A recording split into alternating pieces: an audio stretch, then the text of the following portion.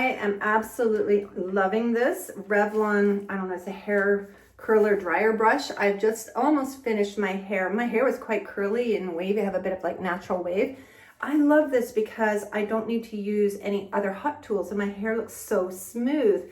And you can see it's got like the high, the low, the medium. It's also got a cooling option, but I'll just show you how it works. You just twist the bottom and you pull it apart. And you hold it.